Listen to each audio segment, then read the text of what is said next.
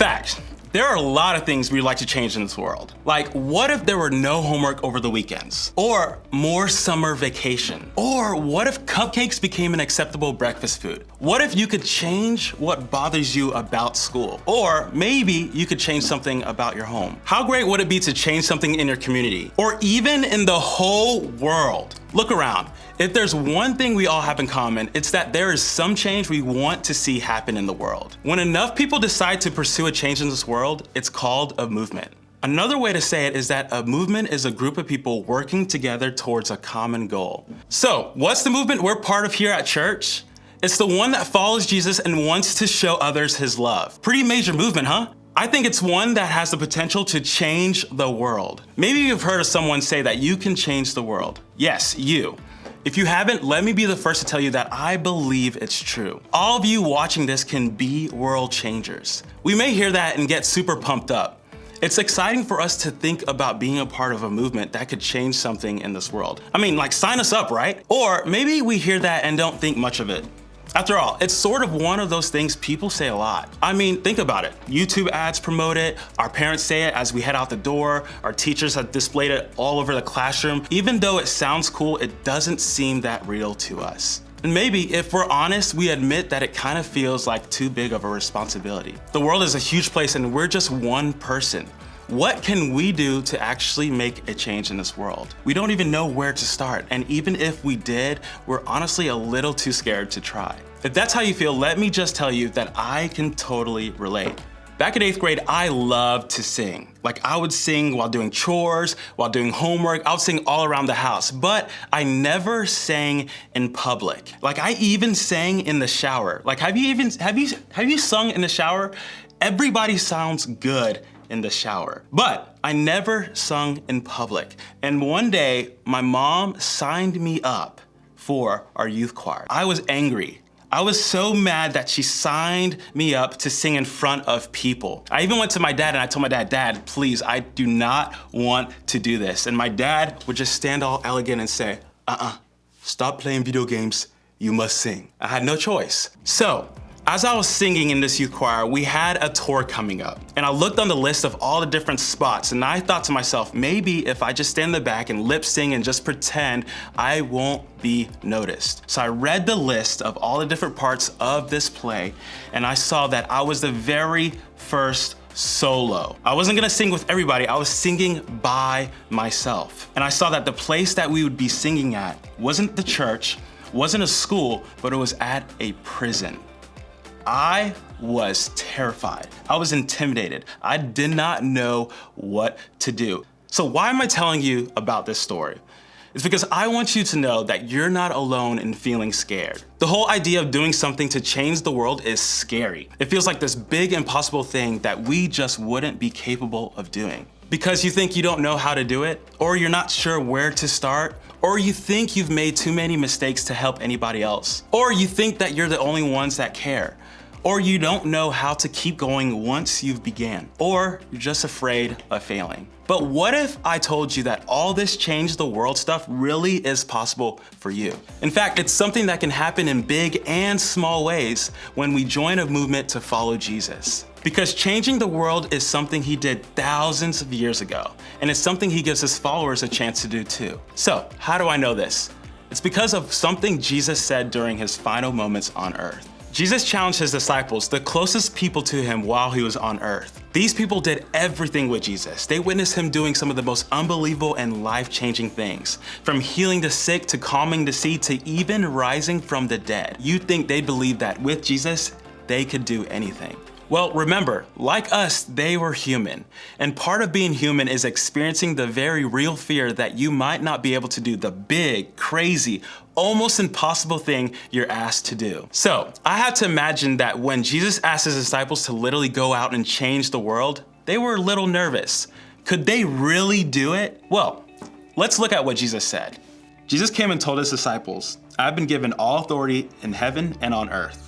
Therefore, go and make disciples of all the nations, baptizing them in the name of the Father, and the Son, and the Holy Spirit. Teach these new disciples to obey all the commands I've given you.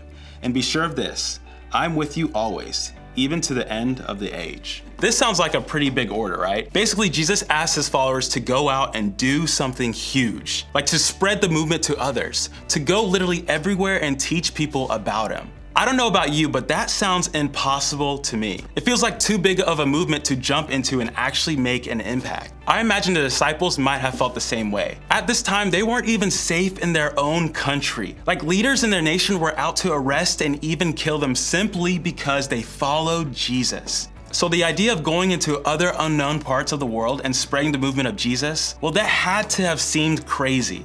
And I'm sure it would have been scary. But still, Jesus called them to do it. He gave them a big vision for the impact they could have in bigger places. Did he know that sometimes they'd be scared? You bet. Did Jesus know that it would be really difficult sometimes? Even more than you would ever know. But Jesus also knew that with him, the disciples could do it. His belief in them helped them believe too, both in themselves and in the movement. Think of it this way. Have you ever seen a relay race where a baton gets passed from athlete to athlete? The baton is used to tell the next person that it's their turn to go. In a way, Jesus was handing his disciples a baton. It was like he was saying, okay, now it's your turn. Now you can go and make an impact in your world. And the same can be true for us. It's your turn. Jesus is passing the baton to each of us. He's calling us to go, to serve, to speak up, to share his good news, to love other people, to be part of his movement to change the world. And he's also telling us that sometimes that means doing things we're afraid of. In other words, Jesus is saying, do something you're scared to do. So all those amazing changes we want to see in the world, we can be a part of making them happen. But in order to do that, we can't let fear hold us back. Just think about the disciples. Were they scared? Probably, but we know they did it anyways. They took small steps that made big changes in the world. They kept the movement of Jesus growing and going so that we can still be a part of it today. So you're probably asking, how were they able to do it? Well, let's look back at the last thing Jesus said. Be sure of this, I am with you always, even to the end of the age. Jesus promised to be with the disciples always. Not just sometimes, not just when it's easy, not just when they needed him, but always. And it's the same promise he makes with you and me. As followers of Jesus, his very spirit lives inside us. He goes with us wherever we go, like he's closer than close. When we join the movement and step out to do something that scares us, we can do it because we know we aren't doing it alone. Just imagine what could happen if we decide to simply start. If we decided to take the baton Jesus had given us and run with it. If we did the thing that we're scared to do. If we didn't let our fears and our anxieties stop us. The cool thing is that the movement is already happening. This isn't new, and that means all we have to do is join in. And if we do, the possibilities to impact and help others are endless. So, do something you're scared to do. And here's how you can start. First, name what you're scared to do. And I'm not talking about this year's best haunted house or a roller coaster at your local theme park. I'm talking about the thing you might be afraid to do that has the potential to change the world around you for the better. Maybe for you, that's actually like signing up for the next mission trip, or loving the person in your family that's hard to love. Or it looks like donating your allowance to a cause that's important to you. Or it's choosing to say something when someone is being hurt or bullied. Or learning about an organization or a person already working to serve others in big ways. Or even serving in a ministry in your church every single week. Whatever it is, name it. Next, ask God for the courage to do it. Ask God to help you do something you think you can't do for someone else. To make an impact you're not sure you can make. To actually do the thing you're scared to do. Pray that He'll give you the words, the thoughts, the actions, the courage to make it happen. Ask God to help you take the first step to join the movement. Finally, make that step. Do the next thing that moves you in the right direction. Sometimes it can feel overwhelming when you look at the whole movement. So instead, think of it just in the next step. All these big movements were started in small steps, and yours can too. Take one tiny step by signing up to serve each week, or texting that person who's hard to love, or ask to get together with an adult and talk, or speaking up in small group, or even researching that organization. Maybe it's as simple as telling someone, like your group leader, what step you want to take. They're there to help you, support you, love you, cheer you on as you take these steps to do something you're scared to do. And remember, you're not doing this alone. God promised the disciples that He'd be with them, always, and He promised the same thing for you. His very Spirit lives inside of you.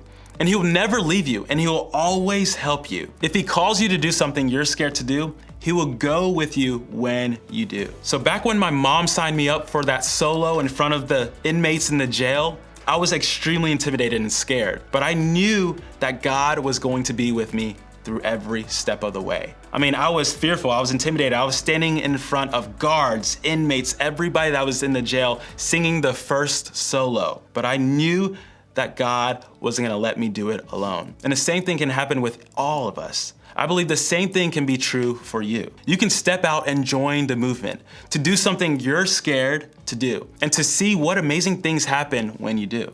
And the good news, you have people in your group to make sure you don't take that step alone. Your group is a great place to talk about how you can take a step to do something you're scared to do, and encourage each other along the way.